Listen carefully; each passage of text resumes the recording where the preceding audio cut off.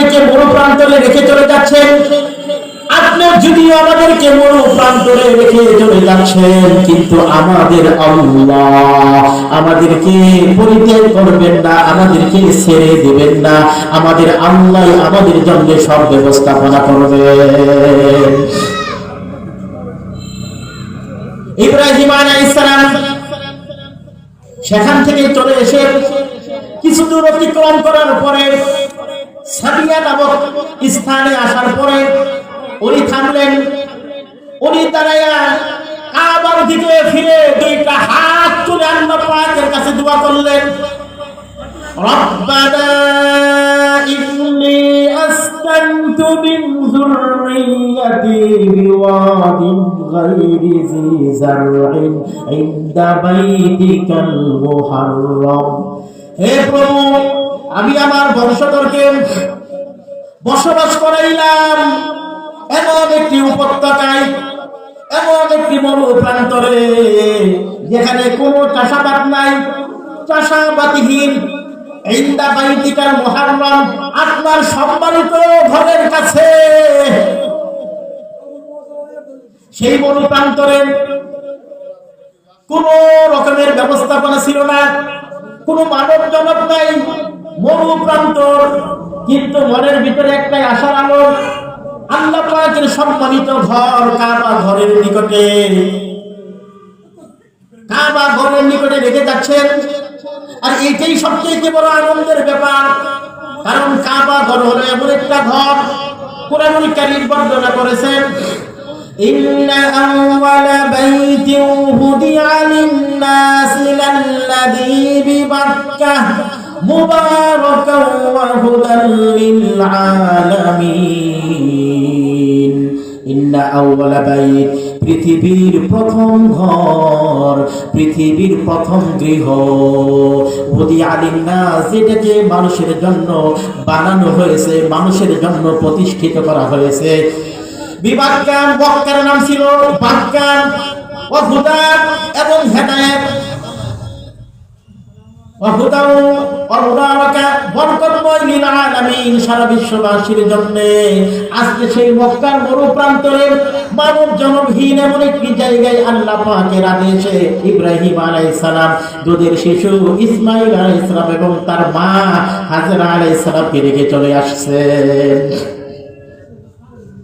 এই জায়গায় আরো দোয়া করছেন, রব্বানা লিয়ুকিমুস সালাহ, আয় আল্লাহ তারা যাতে নামাজ কায়েম করেন, তারা যাতে নামাজ আদায় করেন। ফাজআল আফিদাতাম মিনান নাসি তাহবি ইলাইহিম। এই জায়গায় আল্লাহ পাক বলেন আফিদাতাম মিনান নাস, মানুষদের থেকে কিছু মানুষের অন্তরকে তাদের দিকে আকৃষ্ট করে দেন। ওয়ারযুকহুম মিনাস সামারাত, তাদেরকে ফলমূল দিয়ে রিজিক দেন। লাআল্লাহুম ইয়াশকুরুন, যাতে করে তারা শুকর আদায় করে। 13 নম্বর পারায় সূরা ইব্রাহিমের 37 নম্বর আয়াত আমি আপনাদের সম্মুখে পাঠ করে শোনাচ্ছি। এই জায়গায় ইব্রাহিম আলাইহিস সালাম কয়েকটা দোয়া করলেন। দেখেন আল্লাহ পাক দোয়াগুলো কেমন করে কবুল করলেন। এরপরে ইব্রাহিম আলাইহিস সালাম তো চলে গেলেন, বিবি হাজরা আলাইহিস সালাম ফিরে আসলেন তার সন্তানের কাছে। সন্তানের কাছে ফিরে আসার পরে নিজে পানি পান করলেন, সন্তানকে লালন পালন করতে শুরু করলেন। এক সময় সামান্যতম কিছু খেজুর আর পানি আহার করতে করতে এক সময় খেজুর পানি শেষ হয়ে গেল।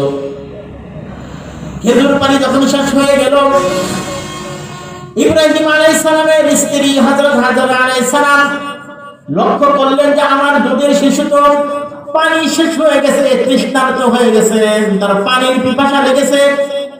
এটা মা বুঝতে পারলেন, কারণ শিশুর কি অবস্থা, শিশুর কি অবস্থা হয় না হয় দুনিয়ার কেউ যদি বুঝতে না পারে, মার বুঝতে দেরি হয় না। এই জন্য বিবি হাজরা আলাইহিস সালাম দেখলেন যে আমার দুধের শিশু ইসমাঈল আলাইহিস সালাম পিপাসার্ত হয়ে গেছে। এই জন্য এখানে পানি কোথায় পাবেন? এই জন্য প্রথমে পাশেই ছিল সাফা পাহাড়।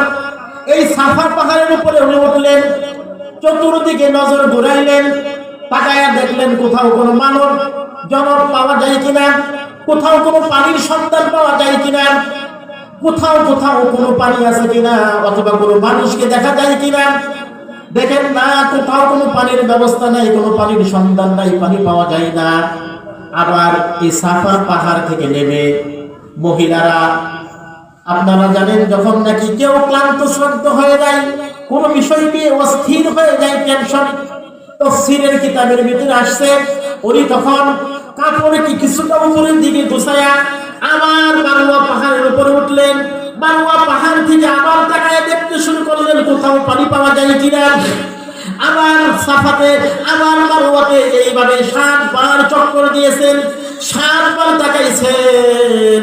আমার আল্লাহর কাছে দৃশ্যটা এতই ভালো লাগছে, এতই সুন্দর লাগছে, এতই সুন্দর লাগছে, যার ফলে আল্লাহ পাক উম্মতি মুহাম্মদের ভিতরে হজের সফরে অথবা উমরার সফরে হজ এবং উমরা করার সময় 7 বার চক্কর দেওয়াটাকে আল্লাহ পাক আবশ্যক করে দিয়েছে। এই জন্য মা বোনেরা চিন্তা করেন আপনাদের ইতিহাস, ওই যে সাফা মারওয়া পাহাড়ের ভিতরে মা হাজরা আলাইহিস সালাম দৌড়ালেন, 7 বার চক্কর দিলেন। এই চক্করটা আল্লাহ পাকের কাছে এতই ভালো লাগছে, কিয়ামত পর্যন্ত যত হাজিরা হজ করতে যাবে তাদেরকেও 7 বার সাফা মারওয়া সাই করতে হয়, ঠিক কিনা বলেন? এরপরে উনি যখন জানতে পারলেন যে হয়তোবা দেখা যাক পানির কোনো সন্ধান পাওয়া যায় কিনা, উনি তখন আজ করতে পারলেন মনে হয় এখানে কোনো কেউ আসছে। অবশেষে যখন দেখতে পারলেন যে ফেরেশতা কিতাবের ভিতরে আসছে, তাফসীরের কিতাবের ভিতরে আছে ফেরেশতা তার পাখা দ্বারা বালুকে খনন করে সেখান থেকে পানির ফোয়ারা বের হলো। হাজরা আলাইহিস সালাম তাড়াতাড়ি এসে উনিও মাটি ছড়ায়া পানির ফোয়ারা বের হয়ে আসতে দেখলেন। যখন পানির ফোয়ারা বের হতেছিলেন তখন তিনি নিজেও পানিগুলাকে নিয়ে এইভাবে আঙ্গুলি দিয়ে পানি রাখার পাত্রে ভরে নিয়ে ওই পানিটা চতুর্দিক দিয়ে বেঁধে দিলেন।